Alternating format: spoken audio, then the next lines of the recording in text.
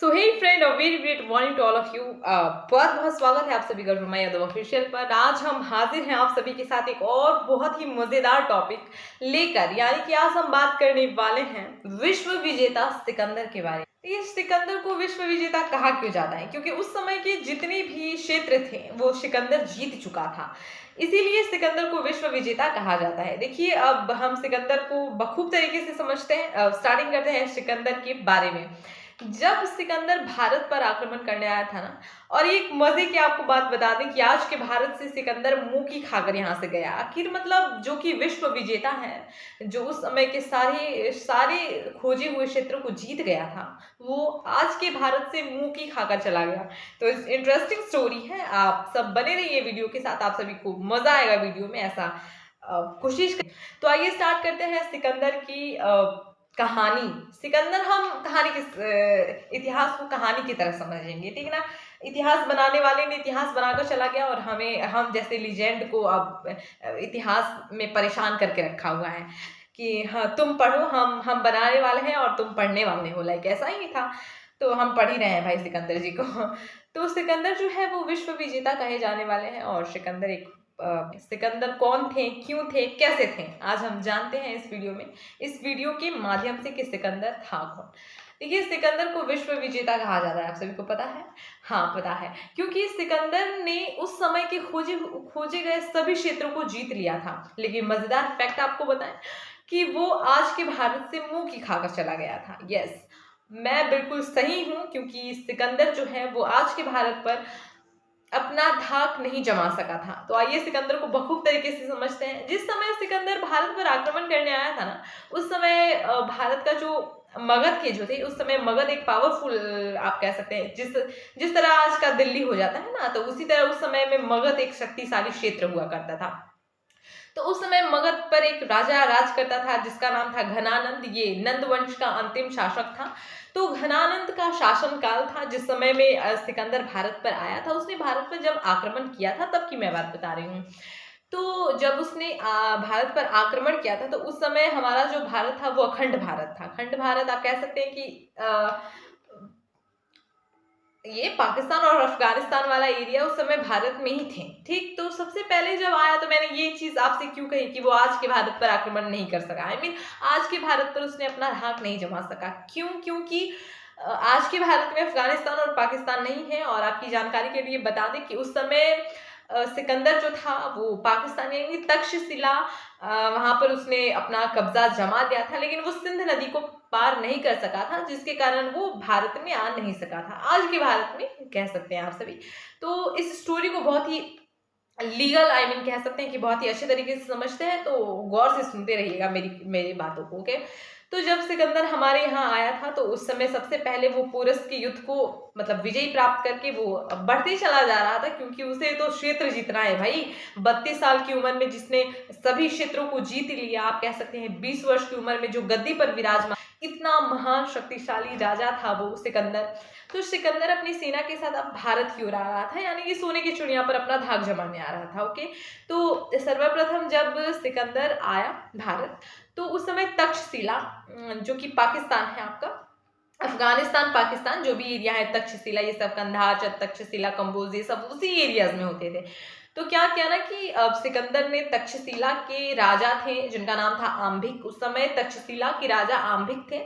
तो उन तक्षशिला पर उसने आक्रमण किया और आक्रमण कर आम्भिक को अपना अनुयायी बना लिया। आप कह सकते हैं कि वो तक्षशिला जीत गया और जो आम्भिक था वो सिकंदर की अधीनता स्वीकार करने लगा।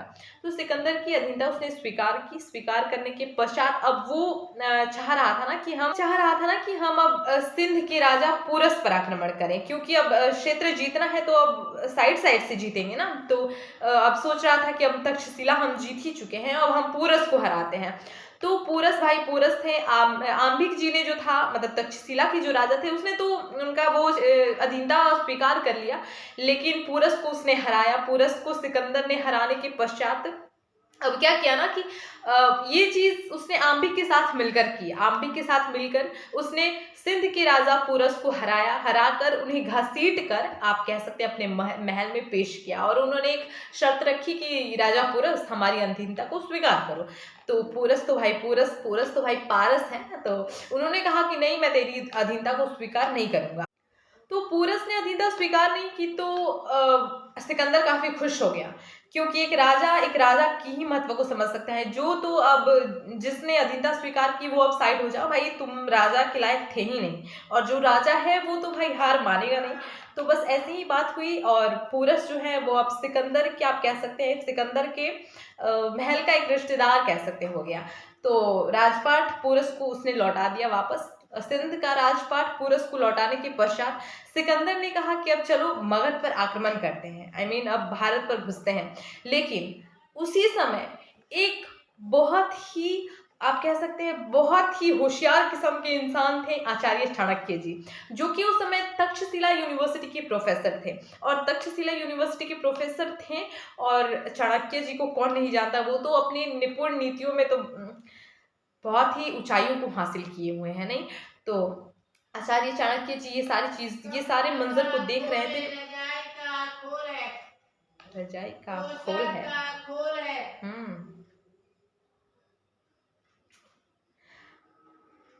रुक जाता है थोड़ी देर।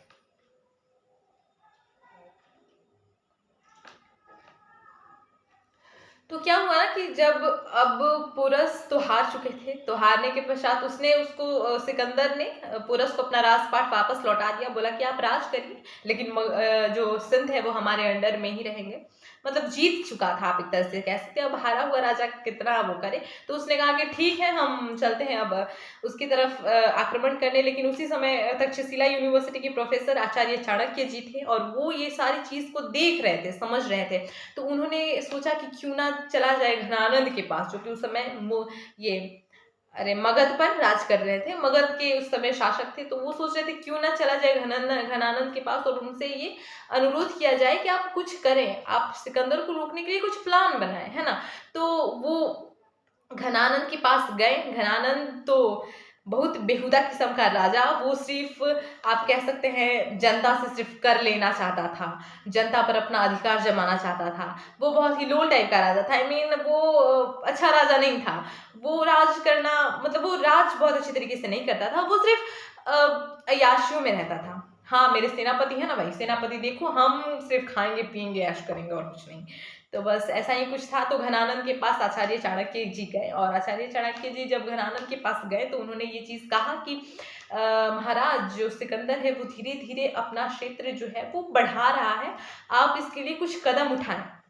घनानंद नशे में चूर, वो कुछ सोच समझ नहीं रहा था। उसने कहा, ए पंडित, चलो निकलो यहाँ से, कुछ हमको काम नहीं है,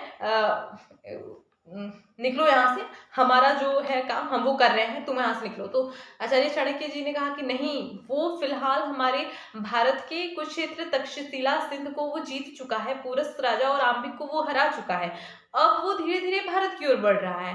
तो इसने जो है, घनानंद ने इस बात को नहीं सुना। अब आचार्य चाणक्य जी थोड़ी अड़ियल थे, वो सोच रहे थे कि वो घनानंद को मना कर ही जाए, लेकिन घनानंद बहुत ही अजीब किस्म का राजा था। तो उसने आचार्य चाणक्य जी को अपने जो भी मंत्री जो भी थे उनसे धक्का दिलवाया, और उन्हें, वो गिर गए। गिरने के पश्चात उनकी शिखाएं जो हैं वो खुल गई। शिखाएं जब खुली तो घनानंद ने एक वर्ड यूज किया कि ए पंडित, यहाँ से जल्दी तू निकल, वरना मैं तेरी शिखाएं काट दूंगा। तो आचार्य चाणक्य जी बहुत गुस्सा हुए, क्योंकि पंडित जो हैं वो, जो आचार्य हुए करते थे, जो पंडित हुए, उनको अपने शिखाओं से बहुत लगाव होता था। नहीं, शिखाएं उनको ये पहचान देती थी कि हाँ, आप आचार्य हैं, या फिर जो भी हो। आजकल के में भी गाँव में ऐसे पंडित जब शादी विवाह करते थे तो ऐसे पंडित की शिखाएं हैं, होती हैं। तो अब तो मॉडल पंडित भी आने लगे हैं, शायद उनकी नहीं हो, पर आचार्य चाणक्य जी की थी। और उस समय आप कह सकते हैं शिखाओं को काफी महत्व दिया जाता था। तो जब घनानंद ने ऐसा वर्ड यूज किया ना, तो आचार्य चाणक्य जी काफी आग बबूला हो गए। वो बहुत ही गुस्से हुए, और गुस्सा में वो खड़े होकर बोले, ए राजा, जब तक मतलब मैं तुझे तेरी गद्दी से उखाड़ ना फेंकूं, मैं मेरी शिखाओं को बांधूंगा नहीं, मतलब मैं मेरी शिखाएं नहीं बांधूंगा। जब तक मैं तेरी राजपाट को उखाड़ कर ना फेंक दूं, राजपाट उखाड़ने का मैं बस तुझे गद्दी से उखाड़ ना फेंकूं, तब तक से मैं अपनी शिखाओं को नहीं बांधूंगा। ये कहकर जो आचार्य चाणक्य है वो वापस तक्षशिला आते हैं। आने के पश्चात तक्षशिला यूनिवर्सिटी के मतलब प्रोफेसर थे, तो कई सारे स्टूडेंट उनके अंडर में होंगे होंगे ना। अब जो टीचर है उनके अंडर में तो स्टूडेंट होंगे ही होंगे। तो उन्हीं में से एक स्टूडेंट था जिनका नाम था चंद्रगुप्त मौर्य। देखिए, चंद्रगुप्त मौर्य एक आचार्य चाणक्य के निगाहों में एक ऐसे छात्र थे जो कि उन्हें ऐसा लगता था कि वो आगे चलकर काफी बहुत हद तक एक अच्छा शासन कर सकते हैं। इसीलिए हमेशा वो चंद्रगुप्त मौर्य को एक अच्छी कुटिल नीतियों में इन्वॉल्व करते रहते थे। तो क्या हुआ ना कि जब उनका ये अपमान हुआ तो वो वापस तक्षशिला आए। तक्षशिला आने के पश्चात उन्होंने आचार्य चाणक्य को कुछ बताया नहीं, बस ये कहा ना कि देखो चंद्रगुप्त मौर्य, घनानंद जो हैं मगध के जो उस समय के राजा हैं, वो अपने क्षेत्र को देखने में बिजी हैं। तो हम चाहते हैं ना कि आप और हम मिलकर ही कुछ ऐसी नीतियों का उपयोग करें जिससे सिकंदर यहाँ से जाने पर विवश हो जाए। तो चंद्रगुप्त मौर्य ने कहा कि जी आचार्य जी, बिल्कुल आप सही कह रहे हैं, हम ये चीज करना चाहेंगे, मतलब हम सिकंदर को भगाना चाहेंगे यहाँ से। तो सिकंदर आचार्य चाणक्य और चंद्रगुप्त दोनों लोग मिलकर ये नीतियों में सफल होने लगे। वो धीरे धीरे जो है आचार्य चाणक्य ने क्या किया ना कि चंद्रगुप्त मौर्य को, अब शिक्षा विक्षा तो बहुत अच्छा खासा दे ही दिया था, अब धीरे धीरे ने आचार्य चाणक्य ने चंद्रगुप्त मौर्य को सिकंदर की सेना में शामिल कर दिया। सेना में शामिल करने के पश्चात वो वहां अफवाह फैलाने लगे। लाइक कभी कभी खाने में जहर मिला दिया करते थे, और कभी सेनाओं के साथ बैठते तो वो कहते ना कि भारत को देवियों का एक भूमि कहा जाता है। तो भारत की देवी, भारत की माता आप लोगों से रुष्ट है, क्योंकि आपने अखंड भारत के माता मतलब अखंड भारत पर ऐसा कुछ छेड़खानी की है, अपने क्षेत्रों को अपने अधीन में किया है। तो यहाँ की माता आपसे नाराज है, और वो आपके मतलब ऐसे भविष्यवाणी है कि आपको कुछ भी हो सकता है। मतलब धीरे धीरे वो अफवाह फैलाने लगे। अफवाह फैलाने का कहने का मतलब ये कि वो कभी कभी खाने में जहर मिला दिया करते थे, जिस पानी पानी जो पीने हैं वो पानी में जहर मिला दिया करते थे, जिससे कुछ कुछ लोगों की मृत्यु होने लगती थी। तो वहां के लोग अब डरे सहमे हो गए कि भाई सच सच कह रहा है क्या, यहाँ की माता रानी हम पर गुस्सा हो गई है। तो धीरे धीरे अब वो सिंध नदी पार ही नहीं कर सके, क्योंकि आचार्य चाणक्य और चंद्रगुप्त मौर्य जो हैं वो आप कह सकते हैं कि ये सारी अफवाहों को फैलाने में बहुत ही अच्छा खासा काम करने लगे, और ये चीज सफल होने लगी। तो आचार्य चाणक्य सिकंदर को अपनी सेना को लेकर वापस लौटना पड़ा। वापस लौटने के पश्चात सिकंदर के उस समय 9 सेनापति थे। थल सेनापति तो ये थे सेल्यूकस निकेटर, और उनके 9 सेनापति थे नियार्कस। उनके 9 सेनापति जो जहाज वगैरह के होते हैं पानी वाले, वो नियार्कस थे, और जो कि थल सेना के थे वो थे सेल्यूकस निकेटर। तो सेल्यूकस निकेटर को ये डाउट था कि नहीं, यहाँ पर कुछ तो अनहोनी है, जो कि अफवाह ही है। तो वो जाना नहीं चाहता था, लेकिन सिकंदर की सारी सेना एक तरफ हो गई थी कि नहीं जाना है, तो सेल्यूकस निकेटर बेचारा क्या कर सकता है। तो इसी तरह जो है सिकंदर मगध के मतलब सिंध नदी को पार नहीं कर सका। वो पूरस को हराकर भारत में आना तो चाहने वाला था, आने तो वाला था, लेकिन हमारे आचार्य चाणक्य और चंद्रगुप्त मौर्य की वजह से वो नहीं आ पाया भारत, और वो भारत से वापस लौट गया। तो आपको ये जानकारी कैसी लगी कमेंट बॉक्स में जरूर बताइएगा। यही सिकंदर का इतिहास था।